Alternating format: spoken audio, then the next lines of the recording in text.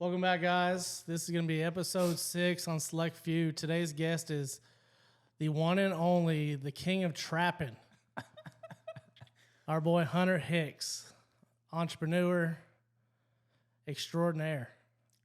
Hunter, appreciate you coming on the show, brother. Man, thank y'all for having me, man. It's a pleasure to be here. I'm excited, so thank you. What did you think about that intro? I thought the intro was killer, honestly. I felt like we were in maybe a run-in for a UFC fight or something, like I was announced to come out. And so, yeah, I'm ready to swing now. Yeah. All right, cool.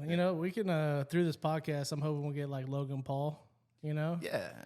I mean, we can all just take our turns each round. Yeah. Different person. I think we can take him. How long do you think it'll last?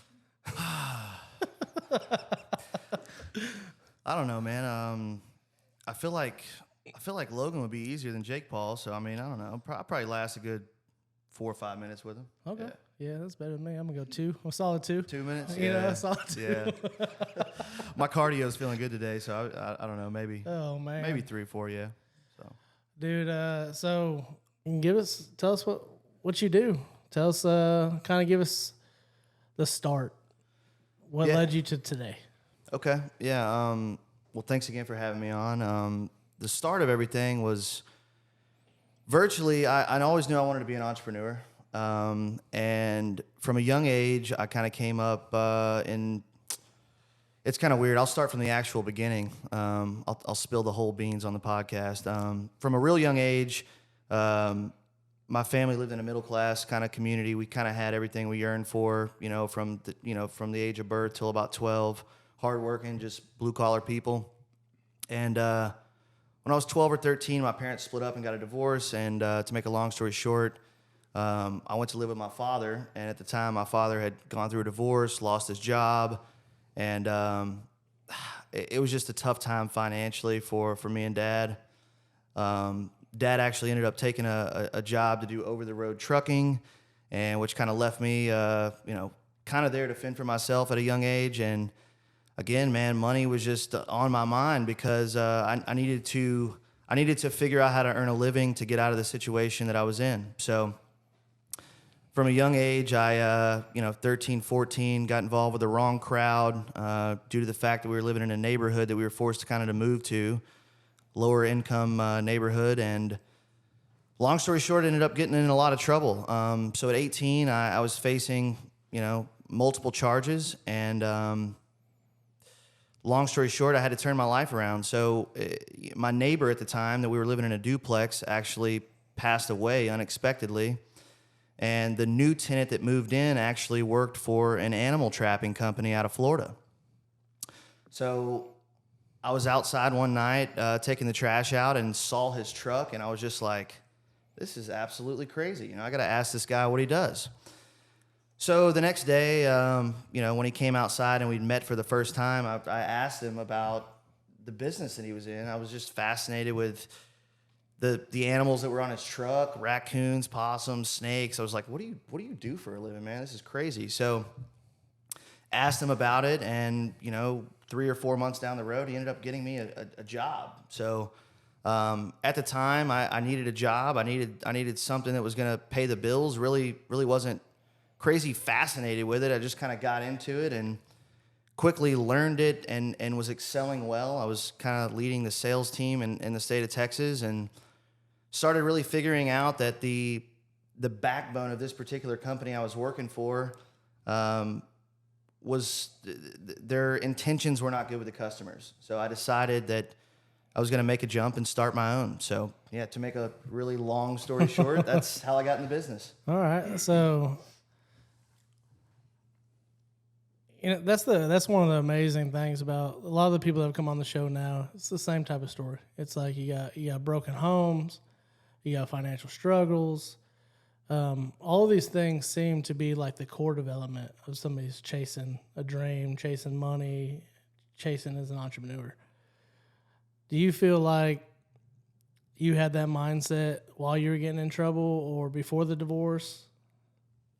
Before the divorce, when I was a young kid and everything was kind of peaches, no, I never had that mindset. I feel like I would not have the motivation and the drive that I do today. I feel like I feel like struggle just creates a mindset that's it can't be taught or it can't be learned. It's kind of that fight, that the will to win. Forgot the other question that you asked me at the end, but Me too. Okay. Me too.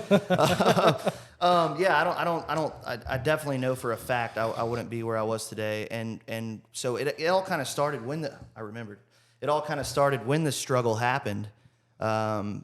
Because it started off as money. Today it's much more than money. We're trying to help as many people as we can, change lives, innovate in our niche industry.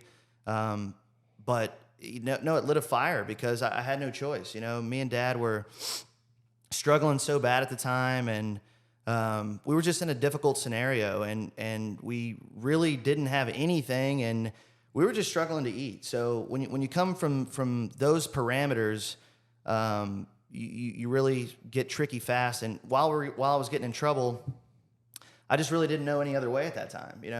When you're 17, 18 years old, you go get a job, you make minimum wage, you do that for a week or two, and you realize like this ain't gonna cut it. So Right. I had to go to other means in order to put food on the table at a young age, and eventually learn my lesson. But yeah, so. Do you think the adversity you went through helped propel you into having this drive? 100. I feel like that's pretty common. Like people come from nothing and they want so much more.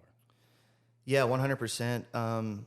I feel like everyone that comes from, for me, it's a little bit different, man, because I got to see both sides of life. Like, 0 to 13, I lived just like, every other normal middle class American. And then everything kind of changed at the time that you go from boyhood to manhood. So, adversity definitely created this this mission that I'm on. The mission that I started at the beginning was much different than the mission I'm on now, like I said. But yeah, you look at a lot of people's lives. I say this one a lot, but it's like Michael Jordan didn't make his high school basketball team, and then he turned into Michael Jordan. A lot of these fighters and a lot of these people that have set out to do big things, entrepreneurs, a lot of them have had struggled childhood or struggled early common. Adulthood. Yeah. So, yeah, 100%. I'm not here to state that my story is any worse than anyone else's, but it definitely makes for my story, kind of what we went through. And diamonds create, pressure creates diamonds. Absolutely. So. One of the things too is a lot of people fail to realize you don't have to be a victim of your circumstance. You had circumstances that kind of kept you down, in life with your upbringing, but yet you still persevered through that and then let that hold you back. And I think that's something that a lot of people can learn, is that no matter where you're at in life as a kid or even an adult right now, you can be 4 years old, struggling, living at poverty level. Doesn't mean you can't do it, And a lot of people just fall victim to circumstance, but it's a mindset. 100%. I can't agree more with what you said. I think a lot of people, especially from what I've seen, I think a lot of people lack belief in themselves. Like they say they believe in themselves, and maybe they even tell themselves they believe in themselves, but when it really comes down to it, they don't fully believe in themselves enough to fully commit to a new lifestyle or a lifestyle change that's going to better them. And the other flip side of that is I feel like a lot of people on the poverty line or a little bit above the poverty line are spending a lot of their years looking for a handout. They think that miraculously someday somebody's going to walk up to them and hand them an opportunity that's going to change their life. And there's too little of people trying to create opportunities for themselves. So I feel that's the other fine line with, people that are tried and true entrepreneurs that have a track record and some people that are new that are getting in the game. I feel like if there's an opportunity to help someone on this podcast, then, you have to fully believe in yourself. You have to fully commit, and you can't, bad days are 100% going to come, but you got to keep going and ultimately don't quit. Don't give up, I mean, that's the truth, because, you can have everything, all the toys, all the money, marriage, kids, everything, and still be unhappy. Yeah. And that's the thing. But what's funny is you talk about the handout. I've read several articles over the last years, why Biden's handing out stimulus checks and shit. And it's like, there's been a couple people, they started small businesses out of that, So think about the millions and millions of Americans who got stimulus checks. The small percentage, right? I've only read like 13, 14 articles. I'd be curious to know how many people actually took that handout, because a lot of times nobody really needed that stimulus check. Right. Mm-hmm. There was so much other money in the in the economy, and a lot of people still had jobs. They were working from home, this and that. Nobody really needed the stimulus check, but I wonder if they took that handout and actually did something with it. Or they used it to buy a PS5. Right. Yeah. I mean, that's the thing. It's, they blew it, right? Yeah, it was like a little Christmas bonus, Right. And it's, but I think too, I've met a lot of people where you give them a handout, it doesn't change it. Yeah. You still got to have a mindset. It's a challenge. But that's the idea with it. Let's change that mindset, give people tools or insight on what it really takes. And so on trapping business, so you started working there, realized you liked what you're doing, in a way, right? You more fell into it, kind of like I fell into insulation. Yeah. It's like, it was not my dream, but I'm damn good at it. Yeah. And so you started your own company. I saw opportunity. And so run me through some of that, like the challenges of your startup when you started it back then. Yeah. So the challenges with my startup were particularly just kind of learning everything that there was that needed to be put in place in order to have a so-called business or a so-called entity. And no one in my family, I don't come from really anyone in my family that's ever been an entrepreneur. They've all had jobs. So, as a young man, 19 years old, I didn't have a ton of people to learn from. So I kind of just started learning through my own failures. So I would try things, I'll use one thing as an example, like getting work. We'd saved up about, I don't know, probably around $5,000. I don't know if you want me to go into this, but I actually had a partner at the beginning. So I partnered with an older gentleman, and we'd saved up money and we'd allocated a portion of that $5,000 towards a truck, a portion of that $5,000 towards some uniforms, some carbon copies where we could invoice people, and some uniforms, so we had all this stuff, and we forgot the most important part. Like, no one's calling us to come, do wildlife removal. No one's calling us with animal removal problems. So I guess the first big thing that I had to learn in business was marketing. And, while we're talking about marketing, I feel like a lot of entrepreneurs, especially like startups and stuff, don't put enough time and focus and energy into their marketing. But, I went through dozens and dozens of marketing companies. I'd start with one. I didn't really know what I was doing. I was like just trying to listen to them, take them at face value. And I kept getting, screwed over one time after the next and after the next. And I kind of just eventually found a way with it. And that's kind of how I did every aspect of the business. Is I just kept fucking up until I figured out a way to make it work. So yeah, I mean, the first year of business, you're going to burn a lot of money. And a lot of times you legitimately could just go outside and burn it. Yeah. It would have been a lot cheaper. 100%. Yeah. A lot cheaper. And that's the problem I've had in business with any kind of advertising. A lot of it's a shit. It's sham. It's like going this, these coupons that come in the mail, come into this magazine. It's like, dude, the handful of people that actually picked that stuff up, even back then, when magazines were prominent and coupons were prominent, and it wasn't all online based. Right. It's still a challenge, certain levels of the service industry, but you have to damn near own the internet for your business to actually get enough leads. Right. And so that's probably still a constant challenge. Yeah, it is. I think, some people know, some people may not know, but I actually started my own marketing company 2 years ago. And the reason why I did that is because of about 8 years in business, we kind of figured out what works for our industry, for our market. And so, yeah, for mine, it was putting enough money and enough faith in other people to figure out what was going to drive consistent traffic, and then making sure that we consistently review the data on that traffic to make sure that we're producing a return on investment. But, the internet as a whole, and I'm saying this, and I own a marketing company, online marketing is kind of like gambling. It's strategic gambling, but, you can't guarantee that you're going to spend X amount of dollars and get X amount of return. You know, it's a constant strategy. And I feel like every industry, which brings me back to what you just said, how broad everything is, like putting cards or pamphlets on a front door or, whatever you have it, there's so many ways that you can advertise or market to people. But I feel like every industry kind of has a couple of lanes within that marketing field that are going to work best for it. And I think the sooner that you can figure out what those platforms or those avenues are, the better it's going to pay off for you, because you can't do all types of marketing. There's just too many types, so. And it's too much money. Too much money. You'll never recoup it. Right. It's kind of like running a Super Bowl ad for $3 to $5 million. Yeah. Did it really sell more Bud Light? I think that's a brand. Nobody's selling Bud Light right now. Yeah.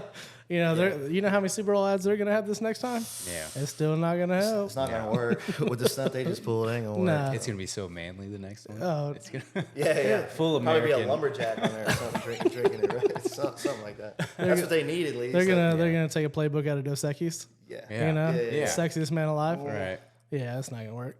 But then again, it'd probably be a chick. We'll see. Who knows? So has your social media presence helped business? Your YouTube, has that been a profitable form of marketing? So that's a good question. Not yet, man. No? It's too new. We started our YouTube channel about 46 days ago. Oh, okay. That's very new. So we've been shooting since January, but just uploading since 46 days ago. So, that's another thing, man. It's that's like on a day-to-day basis. You talk about, like from face value, everything looks good, but yet, you can still be unhappy behind the scenes. YouTube is one of those things where one day I'm extremely happy with what we're doing, and then the next day I'm just like, man, am I doing this right? Am I going down the right avenue?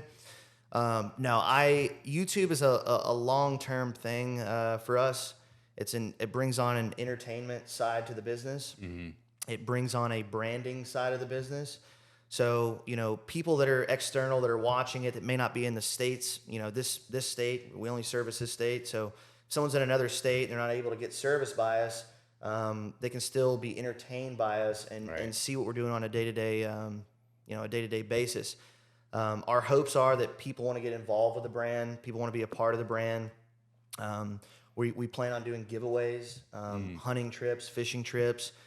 May even do like a day in the life type of stuff where we fly, subscribers in or viewers in and, let them catch some wild animals. Let them catch a possum. Sign a waiver, obviously. But, yeah, let them come in and experience it. So, right. Yeah, it's going to take time, and we know it's going to take time, but we're just slowly chipping away at it, kind of letting everything organically come to the channel. That's key. Yeah. So, yeah. Okay. I mean, for the viewers that have no idea what the day in the life of a trapper is, give us Is that what you identify as? You're a trapper? Trap king? Technically, I mean, should I do it for the camera right now? Should I show something cool? Yeah. What do we got here? What does it say? King of the trap. Yeah, that's funny because I just said trap king. That's kind of what That's I hilarious. identify as. But day in the life of a trapper, I would say if you don't know what it's like, I'm sorry, I got to plug myself real quick. No, Go over to for it. YouTube and check out Trapping USA on YouTube. You'll see some day in the life content. You'll see some long form video content. But for the podcast, the day in the life of a trapper or an animal removal technician, whatever you want to call it, I would say it's different based on the day, based on the season, based on the time of year, and really what's popping. So we have certain gestational periods when animals are breeding, animals are having babies, which always creates new problems. And then we also have seasonality aspect of it. So I don't know if you guys know this, but in the wintertime in Texas, during the cold months, it's our busiest time of the year because a lot of the animals are flocking into homes, flocking into businesses for shelter. A couple years back when we had that freeze, some of the houses that we had sealed up, I'll talk about that too if you want me to. It's another aspect of the business. But some of the houses we virtually sealed up where animals couldn't come in and out of, we actually found like dead frozen rats around the outside of the perimeter. So like, animals can freeze too. So the wintertime brings on a lot more crazy stuff, as it pertains to inside people's shelters or homes or businesses. summertime's a lot of just sporadic stuff. A lot of snakes. This time of year, the snakes are out. So we've been catching probably we catch 7 to 10 snakes probably a day in the DFW area, in all assortments of areas. So some are in kitchen cabinets, some are in living rooms, under couches, some are in garages. They're everywhere. So Eric, you remember that big ass snake that was under the couch? Under the couch? Yeah, you tell the story. You and your guy were in the couch, in the garage on the couch. Yeah, I do. Big ass water snake. Yeah, we're sitting in the garage, hanging out. He's got a couch in there. And we're just sitting there, and the snake just right between our feet. Huge. I trapped it. Did you? Yeah. You got it? I grabbed him by the tail. Hey, and do had you, a little do you thing have to- the licensing to say trapped it? I mean, I'm not king of the trap. Hey, you're working on it. That's good. That's dope. Baby there. trapper. Yeah. That's cool. Was this recent or It was probably last year. cool? Yeah. You got it out. Would you just let it go outside or? Yeah, he lived on his lot was directly next to a creek. Okay. So he had all kinds of Perfect. Put 'em animal back where he activity. belongs, yeah. Exactly. Throw him out there. Yeah, we got our But he fill of must snakes me. out here. The Y'all do. snake must me. Like Yeah. you get Yeah. they spray your ass. and Water you snakes are smell like really terrible. notorious for that. And Yeah, it's it awful. doesn't matter like what soap you have. Yeah, I Right. forgot what that stuff's called. Like the auto mechanic soap. What is it like? The Oh orange. yeah, the orange. Yeah. Yeah, we got that in the bathroom. Man, that shit doesn't even work. So it's bad. Yeah. It sticks with you for a couple days. It marked you so it can come find your ass. That's what it maybe. is. It had a crush My on wife you. is like always pissed off, dude, because I'm coming I home. bet. Like,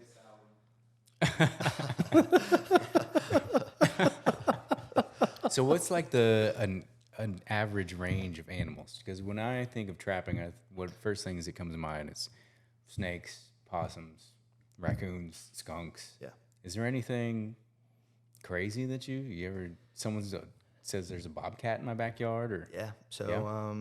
Speaking on that, so we have like your normal animals, kind of what you named, raccoons, possums, skunks, snakes, squirrels, armadillos. We handle all that type of stuff. But then we have like an exotic side of the business too. So we live trap beavers. There's a lot of Really? footage on YouTube of us doing that. We made an episode. Right now we're trapping bobcats. We have multiple trap sets around. Particularly the biggest trap set I have right now is in Little Elm. We set up cameras on these traps, so we monitor them 24/7. So we constantly have footage of big bobcats coming in. We feral trap wild hogs. We also have a side of the business where we do thermal hog eradication. So virtually landowners hire us to go in if say they don't trapping is usually a lot more expensive. Live trap and we'll take to various people buy them. Some game ranches buy them, stuff like that. Takes a lot longer and it costs a lot more money for the farmers and landowners to pay for the live trapping. So some of them, if they have crops or something that's just getting disrupted, they'll just hire us to come in maybe 1 or 2 nights. A couple guys, we have thermal scopes and we'll just light them up with AR-15s and let them lay. So nice? Ted You we Nugent, actually get Ted paid to Nugent do style. that. Yeah, Ted Nugent style. Do you ever bring out the helicopter to do that? I'm working on getting the That's helicopter. on my man. bucket list, man. I Yeah. want to go full on 50 cal the helicopter. The helicopters are helicopters. That'll do to a Yeah, no, I want to mow things. Cut a couple trees down in the process. Okay. You got to go big. You got to go true. full on commando. It's just better transportation. Yeah, overall. exactly. Yeah. I don't want to be. more I don't want to get agile. chiggers and stuff while I'm trying to get these. I want to be in the air. They can't run and hide. No, it's We will Have you find- been Helicopters are have you been bit by anything poisonous? nothing poisonous. No. No? Probably be a cooler story if I Yeah, said it this. But y'all are like, damn, that's not good. Yeah, bro, got me in the neck. No, anything. So we have we had a warehouse in Dallas for a long time, and in the back of the warehouse was where we stored all of our equipment and trailers and stuff like that. And in the front of the warehouse, it was like an office type thing where our secretaries and various guys would work. We had conference room stuff, but we actually housed a ton of venomous snakes there and Really? non-venomous snakes. And this was a couple years back, and we would train new hires the safe way to remove them. Because it's a big liability, putting a job ad out and having a Sure. guy come in for an interview, Yeah. and then you send him on a call to get a cottonmouth or something like that. That Right. could potentially put him in the hospital, potentially kill him. So it's like you got to have expensive insurance for sure. And number two, we try to teach them. But with anything venomous, we use tongs and Okay. equipment where we're safe.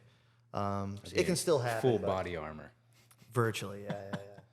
As close to it as we So can what do get. you do with the animals when you trap them? Yeah, that's a good question. So everything, we're a humane company. So the only thing that gets killed is going to be mice and rats. Why do those get killed? So those get killed because they're a complete nuisance. Insignificant in the world. They outbreed. they will outbreed us if we don't eliminate them. So there's rats and mice are a worldly problem. And I'll probably get flack for this, but in my opinion, they should be killed everywhere because a female rat can have a new litter of babies every 3 weeks. Wow. So that's some output. Why And how many babies do they have per litter? Between obviously they can lose babies and have a bad birth, but usually between 8 and 12. But still, you can see how you get a male and a female rat in a room and leave them there and have food, which could be your house, your attic, your business. How they can multiply extremely fast. They're gonna go hard. Yeah. For real. No pun intended. No. Awesome. They're lovers for sure. Yeah. I got a question. Do you get more commercial calls or residential? Probably, I would say 80% of our business is residential, 20% commercial. Commercial calls. Usually, I don't really. I guess my marketing's in place well, but usually commercial calls. We don't do a whole lot of mom and pops for some reason. We've done Home Depots before. We've done Lowe's. We've done Goodwill. We've done whatever. This might blow this podcast up, but Freebirds burritos. Man, I want to go there. Do you get a? They have the best burritos on here. Do you get any? You're having a rat burrito. eradication calls? That's all right. Yeah, we do. Because I've gone into Home Depot and Lowe's a million times, and there's Yeah. birds in there. Yeah. Like, do they call you for that Yeah. type of stuff? They do. So for birds, usually it's 99% of the time with birds, it's pigeons. So yeah, Home Depot, Lowe's, we've removed birds from there. Also at Love Field Airport, they have a parking that's right across the street from the airport, and there's a tower and a huge lot. And for a while, they had thousands of pigeons in that parking lot. I mean, they were just destroying all the people's cars. That's got to that be a parked much more difficult eradication. there. You're not. I mean, I picture you just with a net gun, like, You know, or running around with a net. It's, honestly, man, they're we so agile. And we all live over the trap place. them. So we put traps all over the facility or wherever it is, and we go out multiple times a week and pull them out of the trap and keep trapping. So that's how we do it. The net guns would work if you had like a weird scenario or something with extremely high ceilings and just had bad luck. But the majority of it is we build our own custom pigeon traps and set them out, and the birds end up in there. Yeah. Yeah. Now, what about celebrities? Have you ever had to go to a celebrity's house and trap anything? Yeah. Probably shouldn't name names, but we're currently trapping for someone that plays in the NFL. We've had, I would say we've had a couple celebrities over the years. Not an overwhelming amount. Definitely a lot of high profile people. A lot of high profile people in Dallas on large acres of land around Highland Park with extreme wildlife problems. People in, I'm pretty sure people in politics and government roles, stuff like that. Now, how would you trap this cat right here? Oh, that cat's easy, easy. man. I just pick That's that easy. cat You up, just go bring him right out. That's our the personal trap king right there. I'll make friends with him first, and then we'll be to riding the truck together. I don't even know how he got in here. He came in here with He you? was stuck in here. Was he really? So, on a serious note, what about coyotes? Coyotes, yeah. I hope the cities watch this podcast because it's hard to get in contact with them. So how the cities do things is, you guys have probably seen it. They have their own animal control. So you've probably seen the trucks driving around. Primarily, what they deal with is dogs and cats. But cities try to take these larger projects into their own hands sometimes, and they're just really not equipped to do it. Coyotes are a very hard animal to live trap. and they're very hard to relocate to because their survival rates when you relocate them. There's a lot of laws, and there's actually, if someone calls into the company right now and wants us to trap coyotes in a particular city or a particular area, I actually have to pull code and pull law before I can give them an answer if, what the stipulations are in that area.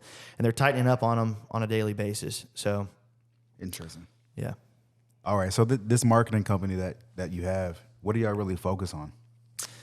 Yeah, so in the beginning, it's kind of shape shifted, if you will. So as of right now, we really only do one thing. We'll help you with anything else, meaning we have a lot of connections in the business, but what we do in house is primarily specialize in PPC management. So Google AdWords. A lot of people, for me, Google AdWords has been life changing. Just for the simple fact that someone like me can be in the animal removal business for 10 years. And if someone comes in with the right strategy and the right budget, they can actually show up on top of me at Google if done correctly. Thanks. So, that's huge for any marketplace because someone can cause disruption, out of any angle. Because, normally if it was like, if Google ads weren't there and it was all done by organic ranking, somebody like me that's been on the internet for 10 years, doing animal removal in multiple locations in Dallas and Houston, you're not going to be able to compete with me if you're starting day one for a very long time. Right. But Google Ads changes that. It allows people to pay to play. So the reason why I specialize in that is it takes a real strategy and an understanding and daily checkup work in order for a campaign to get the most out of its money. So what you find with, ultimately why you start a business is you find a hole in a market, right? You find some area that you can patch, some problem that you can fix. And the problem with marketing companies is they're just too big. So if you want to go and run ads with, a giant company, you might get 2 hours a month of their time focused on your campaign, your AdWord, campaign. So whereas my firm, we're only taking a limited amount of clients. So we literally are spending 30 to 45 minutes a day on each one of our clients' campaigns, Right. which allows them to get extremely more bang for their buck than if they go to a big competitor. But we'll help with anything. We're building websites right now for a couple of clients. Now, does this go for any type of company, or do y'all specialize in specific type of businesses? Yeah, so that's a great question. At the beginning, when companies reach out to us, we'll kind of do a vetting call to figure out if, obviously, we're not going to take them on if we don't think we can, produce positive results for them. Right. I mainly work with a lot of service companies. So I've worked with very large plumbing companies that everyone would know the name of, very large moving companies that everyone would know the name of. AC companies and stuff like that? Yeah, a lot of that type of stuff. A lot of service-based businesses, big roofing companies. So let's say I just started a plumbing company. Right. And I have no idea how to market, right? Right. What type of budget would I need to just start off with? Like, Yeah, that's a crazy question because I guess it would depend on a lot of things. It would depend on, obviously when you're marketing, you got to determine what services are worth marketing, right? So, like in my trapping business, we have services that are a couple $100s, and in my industry, a click can range anywhere from $50 to $350. So, I'm not going to market a snake removal service. Like, for instance, if you have a snake in your backyard, you want someone to come get it. Usually runs between $300 and $500 depending on the time of day that you call. I'm not going to market a service like that when a click's going to cost me probably $200 for that.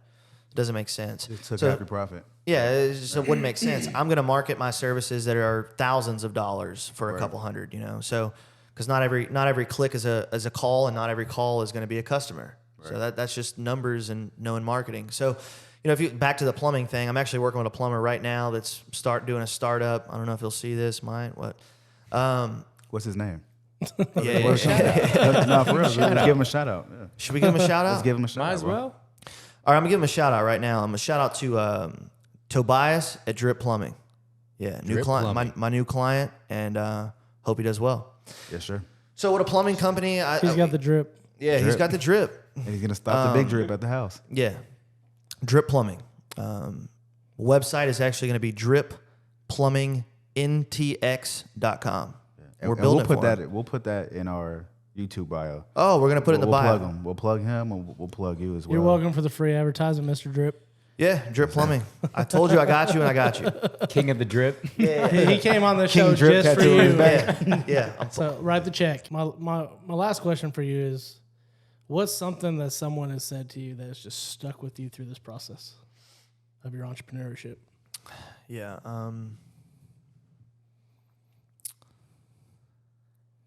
I think the two people that have, when times get dark, which they do, and they get dark often. I think that's with any big risk, with a lot of pressure, being in a position of a lot of pressure is, I don't know if it's a specific thing, but my wife, I'll give a shout out to my wife, and also my grandfather. My grandfather passed away 2 months ago, but my grandfather was always one that told me, like, you can do anything you put your mind to. It's not always going to go good. But as long as you don't give up, you keep trucking, and you keep figuring out the little problems, and don't weigh too much on them, and think they're so big that, it's just the end of it all. As long as you just keep moving forward, handle your business, do what you say, have good character, and, I'm not a preacher by any means, but, trust in the Lord, that everything's going to work out. And I think that's the best advice that I could possibly get, because that's what I'm trying to do. I'm trying to be a great entrepreneur, a great friend, a great husband, someone that can help people, and someone that can motivate people and inspire people. That's why I'm doing all this. So That's a good answer. Amen, brother. Yes, sir. Amen, bro. God is Doing good. Yeah, doing it. preach. Hunter, I really want to thank you for coming on the show today, man. Absolutely. Yes, sir. It's we always try to end it with letting the guests know that this is only the first time you're coming on the show. We could do this again. So this is just the beginning, the introduction to our fan base for you, and we'll see you again soon. I can't thank you guys enough. You shoot me a call or a text, and I'm back. I loved it. I had a great time. So thank y'all. All right, It was a man. pleasure, man. Yes, sir. Yeah, Appreciate you. appreciate y'all. Let's get that fishing trip. Let's go. ASAP.